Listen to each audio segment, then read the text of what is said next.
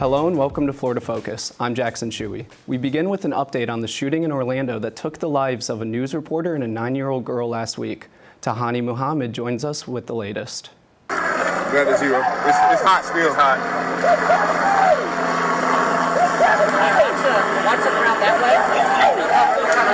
Keith Moses was arrested on February 22nd in connection with multiple shootings. He is charged with 2 counts of first-degree murder, 2 counts of attempted first-degree murder, and 1 count of armed burglary. Orange County Sheriff John Mina says the family of Tiana Major deserves justice. I've spoken with family members of Tiana to try and just express my support and condolences, and our victim advocates have been working with all the affected victims and families just to give them everything that they need. Major's great-aunt, Phyllis Turner, says her family is broken by this senseless act of violence, but are grateful for all of the love and support they have received. Major was said to be an angel and could have made it to the Olympics for gymnastics. Her father always cheered her on at competitions. There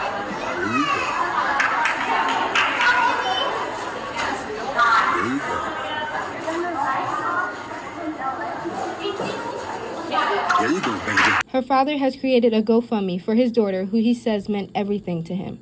The family of Dylan Lyons has also started a GoFundMe page. His service is set to happen on March 10th, and Major's funeral is on March 11th at 2 p.m. You can find the link to both GoFundMe pages on our website at www.usfnewsroom.com. Reporting for Florida Focus, I'm Tahani Muhammad. Florida lawmakers filed a bill that would expand on the state's so-called Don't Say Gay law. House Bill 1223 would require that personal titles and pronouns used in Florida pre-K-12 schools match the identity assigned at birth. The bill also says that it would revise requirements for instruction on sexual orientation and gender identity in public schools.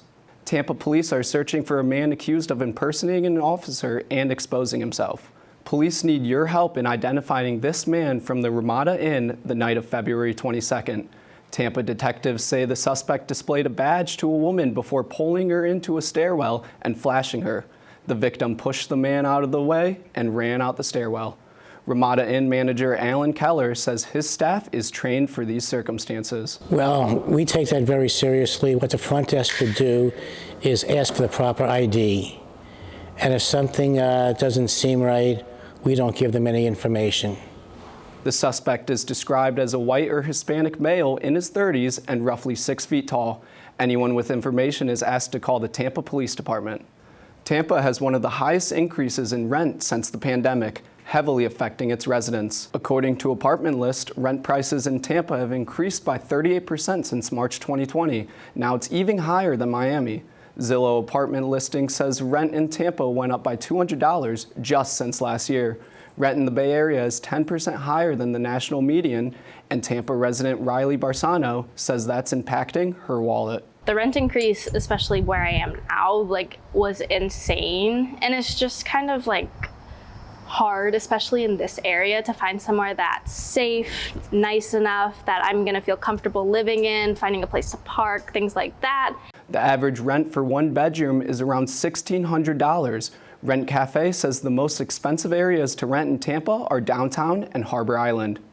The Hillsborough County School Board decides to postpone redistricting plans again.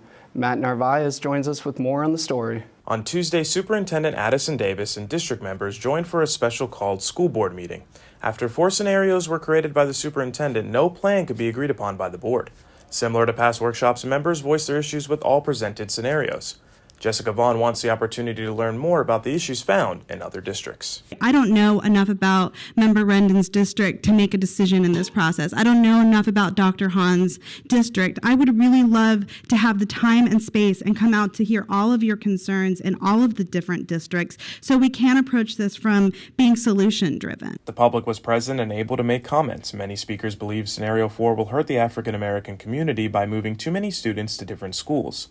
Lawyer Clint Paris expressed his feelings on the school board's intentions. When we talk about shifting students, changing students, moving students, it has a much greater impact than just the idea of the number that we get to in a budget. An upcoming school board workshop is scheduled for March 9th, where the superintendent will answer questions from the district members. In Tampa, Matt Narvaez reporting for Florida Focus. Book readers celebrated the opening of a new bookstore in South Tampa. People were lined up this morning outside Barnes & Noble, located in the Town Square Shopping Center. Customers flooded into the 10,000 square foot store, exploring the wide selection of novels, magazines, records, and games. This new addition has residents excited to explore new books. Yeah, I'm a huge reader. I read every day, and I'm super excited to have another location opening in Tampa. The grand opening was celebrated with a ribbon cutting and author Michael Connolly signing copies of his new book, Desert Star. Barnes & Noble wants to keep brick and mortar print sales strong, and this new location is a step in the right direction. That's all for this edition of Florida Focus. Have a great night.